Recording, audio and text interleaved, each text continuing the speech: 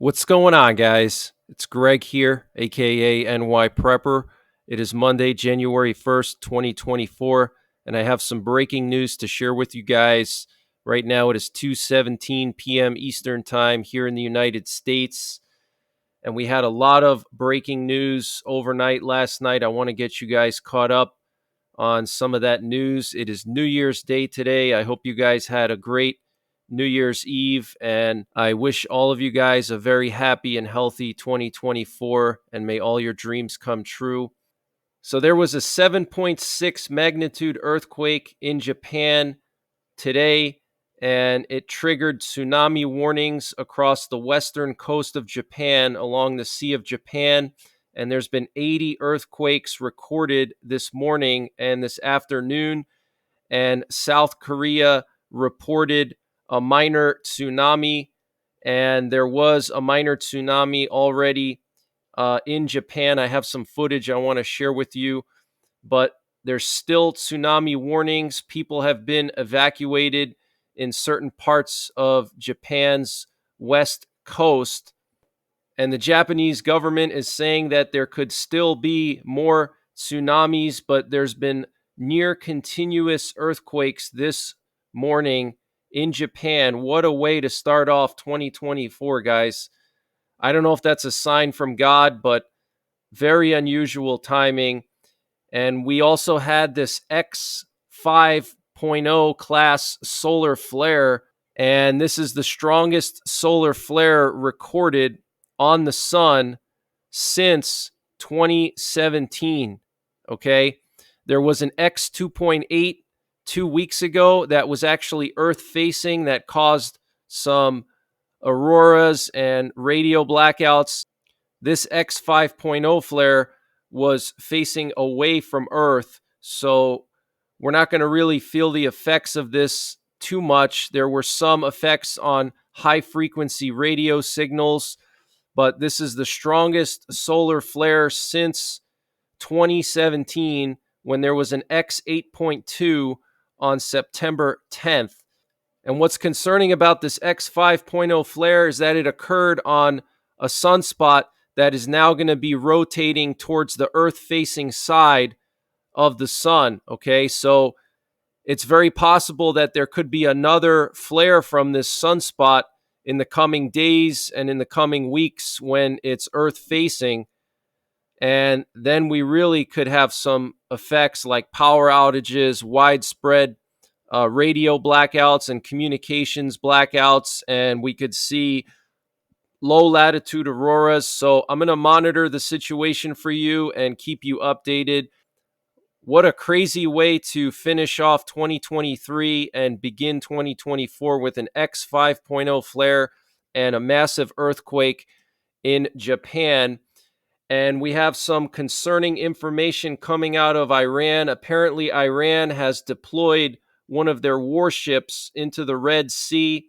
It entered the Red Sea via the Bab al-Mandeb Strait. The IRGC Tasnim news agency reported on Monday. Tasnim did not give details of the warship's mission, but what's interesting is this comes right after the news broke that the US and the UK are in final preparations to begin a massive military operation against Yemen, against the Houthis.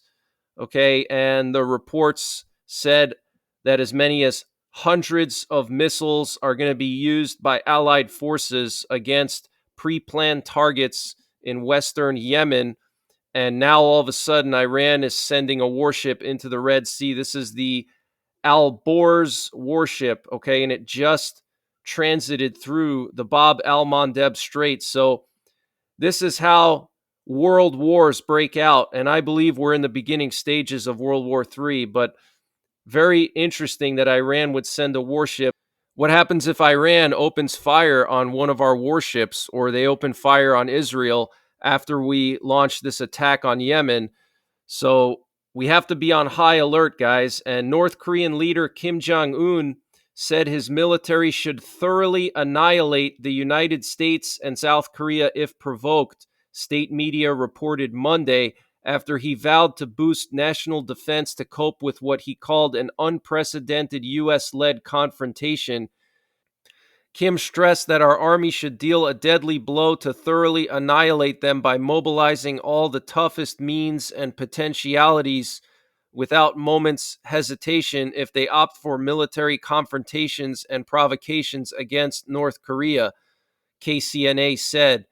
On Sunday, Kim cautioned that the U.S. and South Korean policies were making war on the peninsula a realistic reality because of reckless moves by the enemies to invade us. It is a fait accompli that a war can break out at any time on the Korean peninsula, Kim said at a year-end address. Okay, a realistic reality that war is going to break out on the peninsula, and he's saying that they need to have the means to thoroughly annihilate the U.S. and South Korea. Absolutely crazy, guys. He's really getting bold. He just tested a solid-fueled ICBM. They're spinning up a second nuclear reactor in North Korea for the purposes of making weapons-grade plutonium. So North Korea is really building up their arsenal. And he said the U.S. deployments of nuclear assets and drills in the region have made South Korea a forward military base and nuclear arsenal for America. In his New Year's Day address on Monday, South Korean President Yoon Suk-yeol said he will strengthen his military's preemptive strike, missile defense, and retaliatory capabilities in response to the North Korean nuclear threat. Wow, guys. Preemptive strike, missile defense, and retaliatory capabilities. Okay? The Republic of Korea is building genuine, lasting peace through strength, not a submissive peace that is dependent on the goodwill of the adversary, Yoon said, using South Korea's official name. In a 5-day major ruling party meeting last week, Kim Jong-un said he will launch 3 more military spy satellites, produce more nuclear materials, and develop attack drones this year, in what observers say is an attempt to increase his leverage in future diplomacy with the U.S. In a meeting Sunday with commanding army officers, Kim Jong-un said it is urgent to sharpen the treasured sword to safeguard national security, an apparent reference to his country's nuclear weapons program. He cited the U.S. and other hostile forces' military confrontation moves. South Korea's defense ministry warned in response Sunday that if North Korea attempts to use nuclear weapons, South Korean and U.S. forces will punish it overwhelmingly, resulting in the end of the Kim government. Okay, so this is crazy, guys. Things are really escalating on the Korean Peninsula. Okay, Kim Jong-un speeding up his nuclear weapons production. And he said a few days ago that North Korea has to accelerate their war preparations. Now he's saying that they need to be able to thoroughly annihilate the U.S. and South Korea, and that a war on the Korean Peninsula is a realistic reality. And the South Korean president is saying that they're strengthening their preemptive strike, missile defense, and retaliatory capabilities, and saying that South Korean and U.S. forces will punish North Korea overwhelmingly if they use nuclear weapons on South Korea. So it's really escalating, guys. Okay. And experts say a small-scale military clash between North and South Korea could happen this year along the DMZ. They say North Korea is also expected to test launch ICBMs capable of reaching the mainland United States and other major weapons. The Korean Central News Agency, that's the KCNA, that's the North Korean state news media outlet. North Korean officials held talks on Monday to implement an order by Kim to disband or reform organizations handling relations with South Korea to fundamentally change the principle and direction of the North's struggle against the South. There was no immediate explanation of how that might alter inter-Korean relations, which have been stalled for an extended period. So basically, Kim Jong-un is torpedoing all the organizations that are responsible for diplomacy with South Korea. Okay. And he said a few days ago in one of his end of the year addresses that he wants to end any kind of diplomacy with South Korea. So this is very serious, guys. Okay. And South Korea admitted its military is actively conducting decapitation drills for the possible assassination of North Korea's Kim Jong-un. Taking out North Korea's supreme leader is an option, South Korean Defense Minister Shin Won-sik told reporters during an interview on MBN television.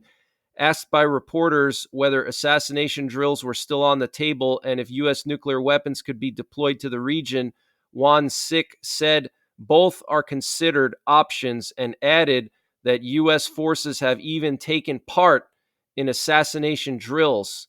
While it is difficult to openly discuss decapitation, the Republic of Korea and U.S. Special Operation Forces are conducting training, Won-sik said. This training is for aerial maneuvers, raids on key facilities, and indoor mop-up. Okay, so this is huge, guys.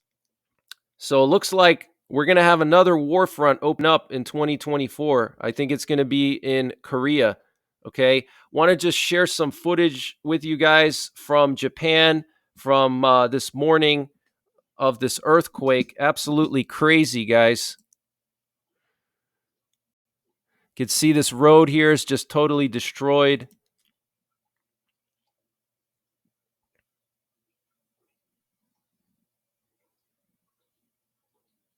Got this power pole here leaning over. And this update was sponsored by My Patriot Supply. Guys, My Patriot Supply is doing a 60% off sale for the end of 2023. And they're also doing a 25% sale on their 4-week emergency food supply. To get these deals, you have to go to preparewithnyprepper.com. The link is in the description below this video. And their 4-week emergency food supply is contained within 2 rugged, watertight buckets. Free shipping is included. So you have a month's worth of food packed into just 2 buckets. If you have to bug out, you can easily take those buckets with you. If you live in a small apartment, you can easily find a space to store 2 buckets, and you're going to be set for at least a month. And this food is freeze-dried, so it has a 25-year shelf life. It includes breakfasts, lunches, dinners, drinks, and snacks. And My Patriot Supply is also running a 60% off end-of-the-year sale. And to take advantage of that, you have to click on the My Patriot Supply logo when you get to preparewithnyprepper.com. It's at the top of the page. You click on that, and it'll take you to their general store. And you'll see here all kinds of prepping and survival products. They have MREs. They have 2,400 calorie emergency ration bars. They have canned heat and cooking fuel. They have potassium iodide, survival seeds, solar generators, solar panels, anything you can imagine. It's all in here. So use the link preparewithnyprepper.com to get 25% off of their 1-month emergency food supply and to also take advantage of their 60% off sale across their entire store. And I'll leave a link in the description below this video. But this road is just totally destroyed.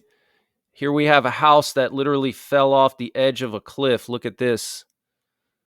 Just slid right off. Massive landslide.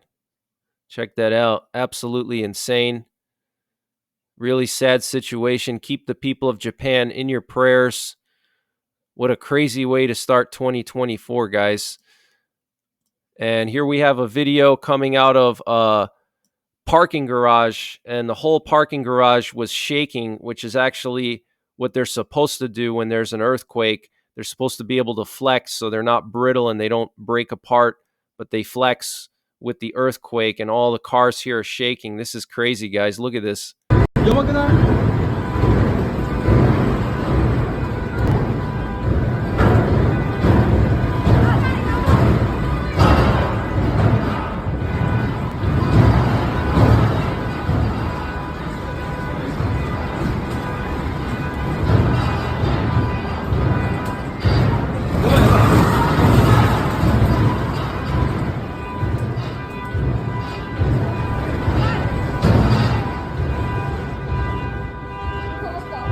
That is just crazy, guys. Absolutely insane. And here we have a video showing one of the tsunamis that hit Japan earlier. 一発目到着中、津波一発目到達中、萩浦橋到達、萩浦橋到達中、うわ、一発目行きます。 And so far, there hasn't been any major damage reported. So hopefully, God willing, everything will subside and there won't be a massive tsunami like 13 years ago in 2011. Want to just share some flight activity with you guys. We had a C-5 Galaxy, which is a heavy cargo plane operated by the U.S. Air Force. It's the heaviest cargo plane that the Air Force has. They can transport a massive amount of equipment and supplies on a C-5, and it went down towards the Sinai Peninsula, and then it turned its transponder off before it got to the Sinai Peninsula. So I don't know where it was actually going, if it was going to Israel or Jordan or no idea, but it turned its transponder off. We also had a lot of P-8 Poseidon sub-hunter activity off the coast of Lebanon and Cyprus here. There was also a C-17 that flew into Jordan and then came back from Jordan. A C-17 is also a cargo plane. It can also be used for paratroopers. They can jump out of those planes. And here we have a screenshot showing that C-5 Galaxy right here with its transponder off south of Cyprus. So very, very interesting.